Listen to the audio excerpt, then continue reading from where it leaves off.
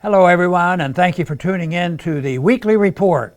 Congress again proves that the business of Washington is war. Libertarian educator Tom Woods famously quipped that no matter who you vote for, you end up with John McCain. Unfortunately, Woods was proven right for about the 1000th time this past week, as Washington again showed us that it is all about war. First, we've learned that if Joe Biden ends up in the White House next month, he intends to put a deep state member of the military-industrial complex in charge of the Pentagon.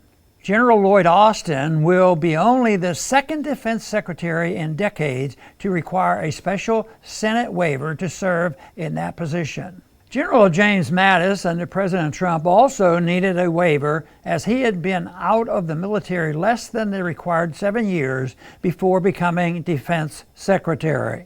But the revolving door between active military service and civilian leadership of the Pentagon is perhaps less troubling than the revolving door between the military-industrial complex and the leadership of the Defense Department. As the first African American to take charge of the Pentagon, the Austin pick is celebrated as a great victory for diversity. However, if we move beyond the color of a person's skin, Biden's selection is not all that diverse.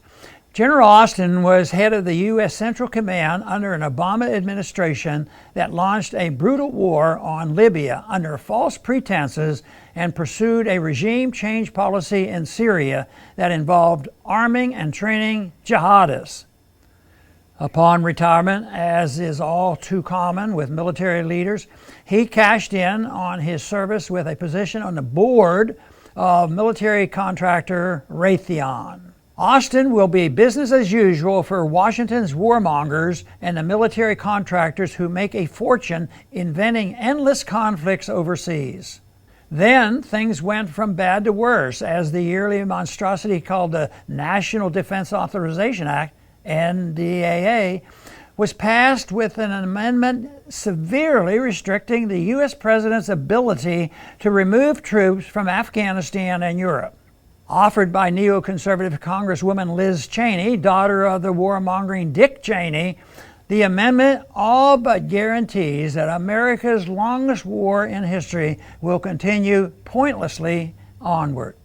A coalition of warmongering Democrats and Republicans have been furious with President Trump for his last-minute effort to draw troops down from Afghanistan and elsewhere, and they appear to have a veto-proof majority to tie the president's hands. Congress has for decades believed that the president can go to war whenever or wherever he pleases without a declaration. But if the president dares attempt to end a war, their belief in a unitary executive is thrown out the window. What hypocrisy! The Constitution is clear that the President is the Commander-in-Chief of the military and as such should have the authority to move troops as he sees fit. The founders understood that 535 members of Congress trying to micromanage troops on the battlefield is not a good idea. Congress has it backwards. It should be very difficult for a president to take the country to war and easy for that war to be ended. Time after time, the peace candidate usually wins the election. But no matter how sick the American people are of endless war, the war machine finds a way to keep chugging along.